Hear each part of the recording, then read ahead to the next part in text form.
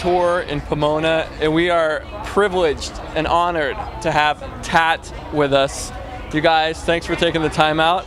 Right? Thank you. You're welcome. Listen, so we're late in the afternoon, right? How's it going so far? You guys enjoying yourselves? Yeah, day one, mayhem. Crazy. We were on at 12:10 today, so quite early in the day.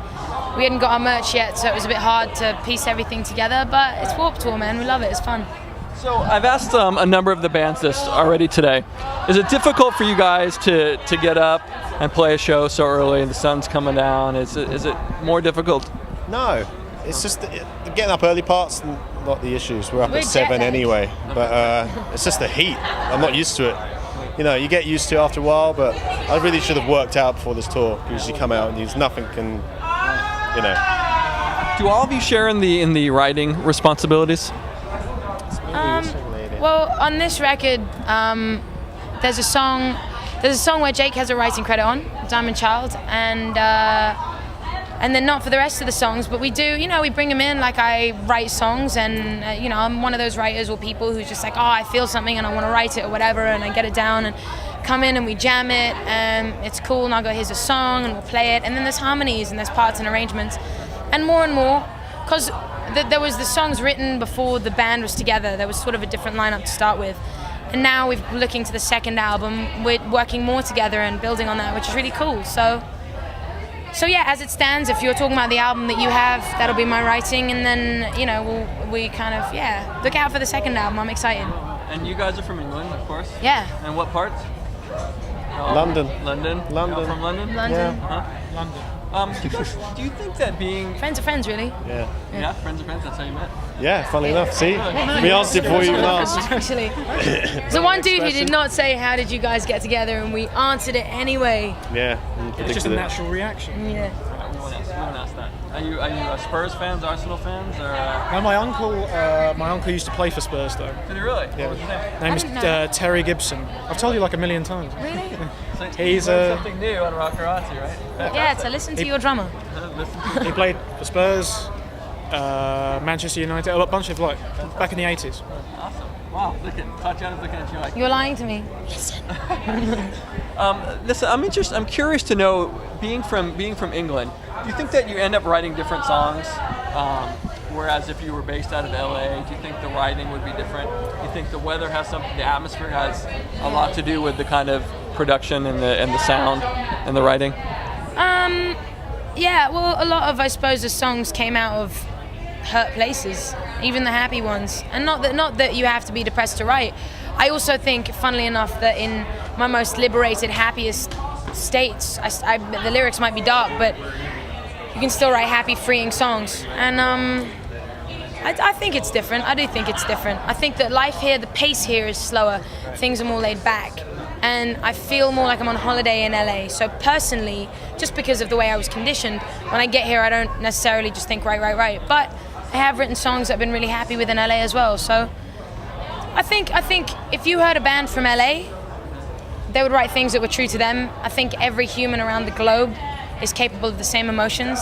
It's like there's a guy who has a massive corporation and has 8,000 employees, and then you have a guy who has a goat and a cow and lives on a farm. Are you implying that he has the goat and the cow? It's a He's the pretty dude who ass has 8,000 employees. He has a goat and a cow. Okay, go on. And basically, one day this guy's company goes bust. He's CEO. Well, no, it's not CEO. He's owner. So his shares go to shit, and he has to fire his 8,000 employees, and it's tragic for him. He's losing his mind. He's like, oh my God, they're gonna possess my house. What am I gonna do?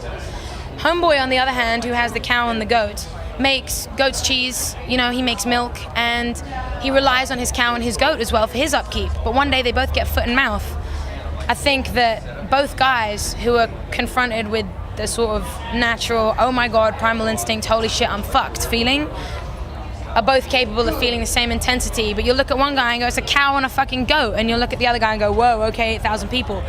But when you're losing your mind and your world is ended, you could be living in California, you could be living in Timbuktu, you'd be feeling an emotion. Now I'd probably say things like tomato, if I would ever include that in a song, and I would miss out words like piss and things like that, and bollocks.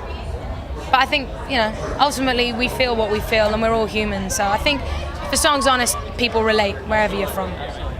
And since we're a site, we run out of Hollywood, California. That's where we're based out of, and I'm sure you guys are aware of that. The Hollywood community is grieving certain icons that we've lost in the last week: Ed McMahon, Farrah Fawcett, Michael Jackson, to name the three. Which brings me to my next question: do you guys think about legacy at all yourself? Do you think about how you'd want to be remembered? Is the music? Do you want the music to speak for your legacy? Do you have personal type of feeling in terms of how you want people to remember you by, if God forbid something happened? I'd love that. That'd be, I'd love to be kind of like, bring up, for an example, Cliff Burton from Metallica died very young, and people think of him as one of the all-time awesome metal bass players, if I ever got to a point where people cared if I died, then that'd be awesome. But, What about you, Tatiana? I think it's definitely it's a distant luxury, but also a dream for a lot of people. I mean, if you write a song, whatever it is. I mean, we could play a song in tat, and we could happily be jamming in tat and everything. But let's say Nick is like, there's this particular style of bass playing or even piano playing that I really want to be remembered for. Or Jake's like, there's this style of writing. We could still be in tat and living for it, but at the same time, we could all each have a little dream somewhere. And I think that is, if that does happen for you, that's really the cherry on the cake. If you get to play music and do that and follow your dream for a while, you're really lucky. If you get to make money out of it and actually make a living out of it, you're really lucky. If you get to make a lot of money and go on holiday and do fun things and not think about it and donate to charities you want to donate to and have enough money not to think about, that's super luxury. And if you then die and people remember you in a positive light for your art and respect your art, I think that's the ultimate. Because truthfully, the first three are primal instincts you have to live. The last one, I think, is why I personally want to get into it. Not to be remembered. I don't want to go, listen to my songs, I want to be remembered, but I want to put it a certain way, and I want to be able to touch people. And if I'm remembered for that, then my job is done and I'm happy. But I think it's a distant luxury for every artist going, I hope, man. I hope I do well. What about you, Jake? Do you think about legacy at all? Yeah, from time to time. I'm not sure if it's hugely important for me. I just like to kind of do it whilst I'm alive, and then I don't know. I'd like to be remembered as a decent human being who kind of made people laugh occasionally and kind of was good company, and if I ever have kids, a loving father, and all that kind of generic shit, but just like a decent person, I suppose. That would be my chosen legacy.